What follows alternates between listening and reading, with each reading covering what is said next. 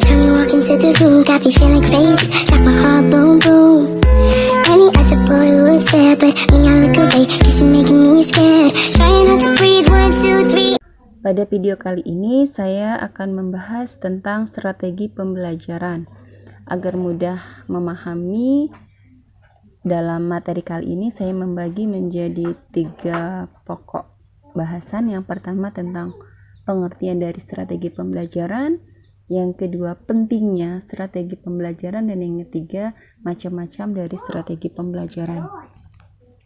Oke. Dalam dunia pendidikan, strategi bisa diartikan sebagai suatu cara atau metode kegiatan pembelajaran untuk mencapai tujuan pembelajaran. Jadi, definisi strategi pembelajaran bisa diartikan sebagai sebuah perencanaan yang berisi tentang rangkaian kegiatan yang didesain untuk mencapai tujuan-tujuan pendidikan tertentu.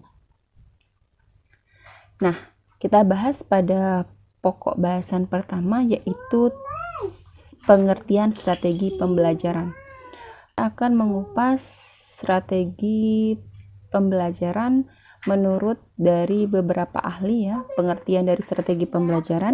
Yang pertama, menurut Kem menyatakan bahwa strategi pembelajaran merupakan suatu kegiatan pembelajaran yang harus dikerjakan oleh pendidik dan peserta didik agar tujuan pembelajaran dapat dicapai secara efektif dan efisien.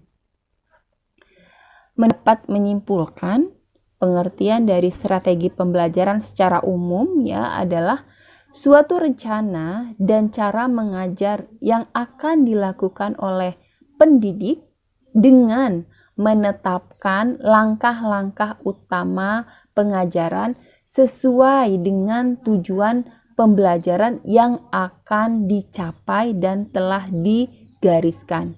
Jadi juga mengacu pada KI dan KD-nya sehingga nanti sesuai dengan tujuan pembelajaran.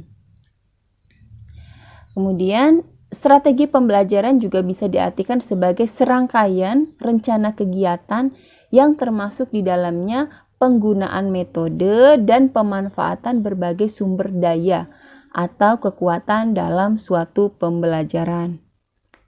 Strategi pembelajaran di dalamnya mencakup pendekatan, model pembelajaran, metode pembelajaran, teknik pembelajaran. Nah, sehingga strategi pembelajaran ini memiliki beberapa manfaat. Antara lain, siswa dapat terlayani kebutuhan proses pembelajarannya sehingga tercapai tujuan pembelajaran yang baik. Oke, sekarang sub pokok bahasan yang kedua, yaitu pentingnya menggunakan strategi pembelajaran. Oke, yang pertama, memberikan rumusan acuan kegiatan pembelajaran. Adanya strategi pembelajaran membantu guru agar memiliki gambaran bagaimana cara membantu siswa dalam kegiatan pembelajaran.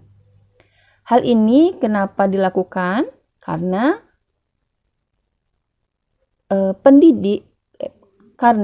peserta didik memiliki perbedaan dalam hal kemampuan, motivasi, latar belakang, sosial budaya, bahkan dari segi tingkat ekonomi.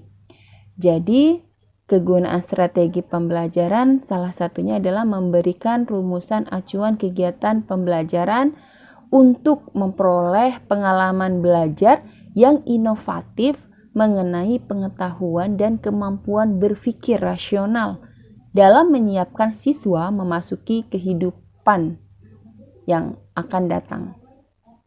Oke, yang kedua, pentingnya strategi pembelajaran yang kedua yaitu mencapai tujuan pembelajaran. Strategi pembelajaran adalah suatu rencana, metode, dan perangkat aktivitas yang terencana untuk meraih tujuan pembelajaran.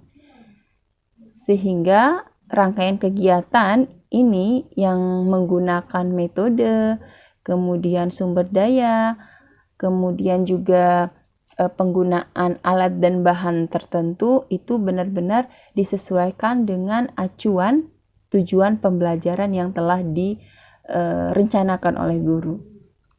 Oke, kemudian yang ketiga, menarik minat belajar peserta didik. Pembelajaran menyenangkan memang selalu menjadi harapan bagi semua peserta didik dan pendidik. Oleh karena itu, pendidik harus memiliki strategi pembelajaran yang kreatif. Salah satu fungsi dari strategi pembelajaran bagi pendidik yaitu untuk menarik minat belajar peserta didik. Suatu nilai lebih untuk sebuah inovasi dan kreativitas jika seorang pendidik dapat menerapkan pembelajaran yang tidak hanya menilai peserta didik dari sisi pengetahuan dan keterampilan saja, namun yang tidak kalah lebih penting yang harus kita perhatikan itu juga ranah afektif atau sikap. Ketika peserta didik mengikuti sebuah proses pembelajaran, maka sikap atau afektif ini harus diperhatikan juga oleh pendidik. Nah, peran strategi pembelajaran menjadi pengikat ketetapan seorang pendidik untuk menentukan kegiatan pada suatu kelas tertentu. Jadi setiap kelas dalam suatu sekolah memiliki tingkat daya serap yang berbeda, sehingga bisa jadi antara kelas 1 dan kelas yang lainnya dengan materi yang sama itu menggunakan strategi pembelajaran yang berbeda. Oke, yang keempat, memotivasi, mendorong, menggerakkan, membimbing, dan mengarahkan peserta didik. Kegiatan pembelajaran merupakan suatu kegiatan untuk memotivasi, mendorong, menggerakkan, membimbing, dan mengarahkan agar anak-anak didik kita mau belajar dengan menggunakan potensi, baik potensi kognitif, afektif, dan psikomotorik. Nah, potensi tersebut dapat tergali apabila belajar dengan kekuatan dan kemauan sendiri.